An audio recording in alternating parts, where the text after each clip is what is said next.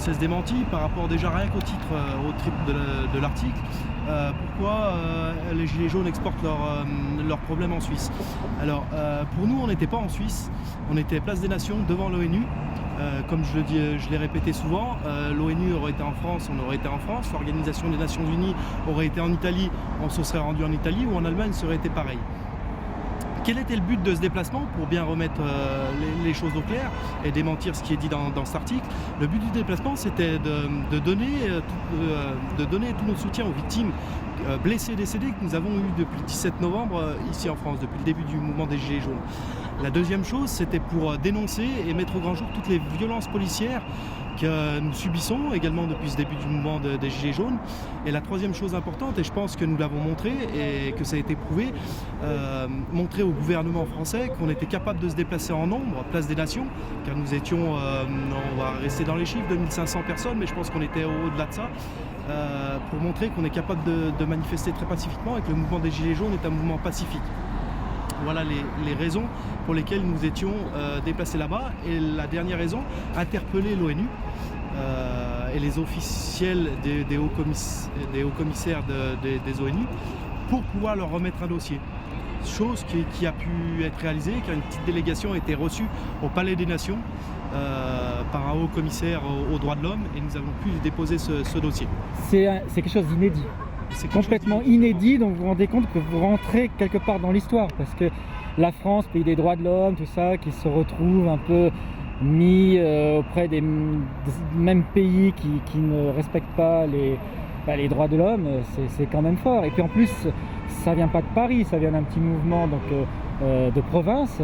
Et ça n'a pas été trop dur justement d'organiser? On vous a pas mis trop d'embûches?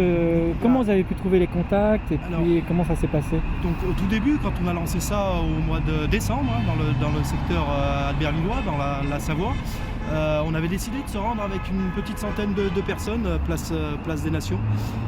Donc nous avons pris contact avec les autorités suisses avec qui on a une entente extrêmement cordiale et que je salue d'ailleurs encore à nouveau et que je remercie et qui nous ont donné les autorisations assez facilement. Donc de ce côté-là, on n'a pas eu trop d'embûches. Après, des embûches pour se rendre là-haut, non, pas spécialement. Tout s'est très bien passé.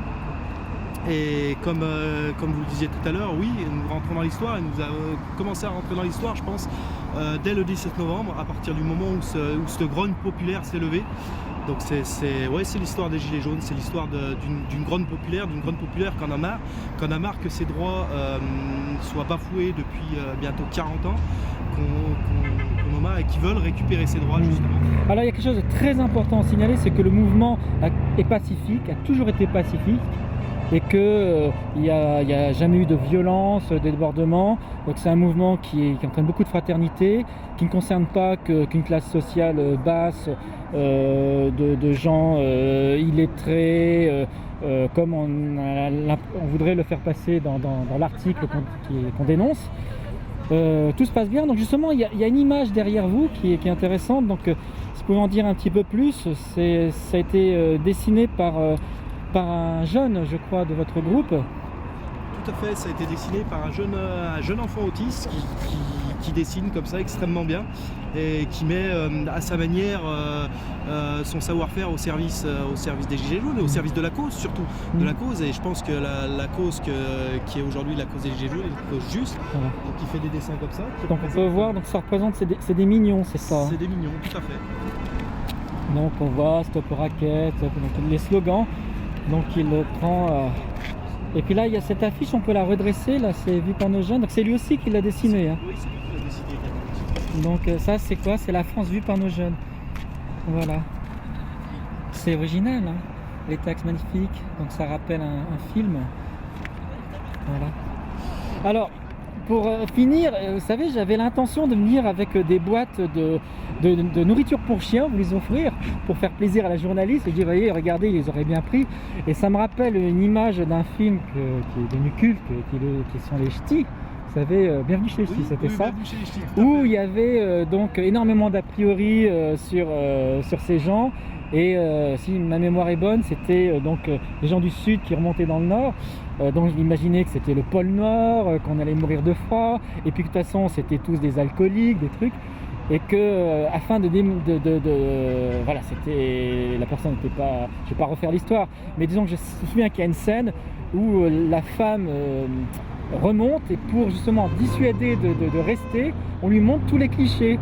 Donc on voit, bah voilà, c'est ça, les gens du Nord, les corons, ils sont ivrognes, ils sont sales, ils font des trucs. Donc ben voilà, donc voilà des Gilets jaunes de près. On aurait pu jouer la comédie, mais en fait non, il n'y a pas grand chose à ajouter. Vous verrez sur les images que les Gilets jaunes, ce sont des gens, des Français. Des Français qui sont dans le réel.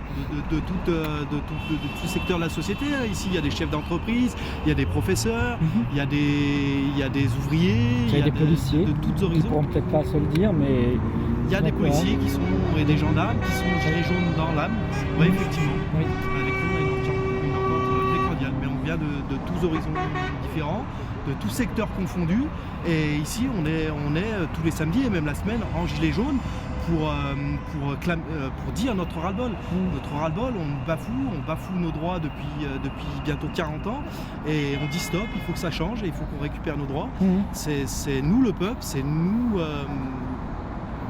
Vous voulez en fait être maître de votre destin et vous en avez marre qu'on vous a volé finalement votre souveraineté, et que le système français est très particulier puisqu'il fait que lorsque le président est élu, c'est quelqu'un qui s'octroie les pouvoirs absolus.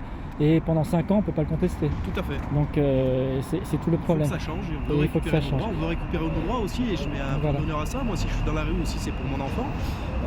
Que laisser un meilleur avenir à nos enfants et laisser ces droits-là à nos enfants et les récupérer surtout pour eux. Oui. Alors, dernier mot de la fin. Alors, pour moi, c'est une évidence, mais il faut quand même que ce soit dit par des Gilets jaunes.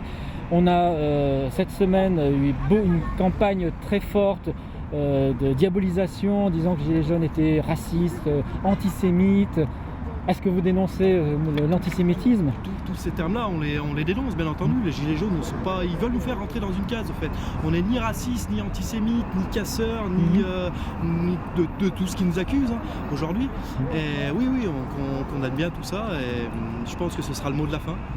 C'est ça. J'ai vu que j'étais dans mon doute et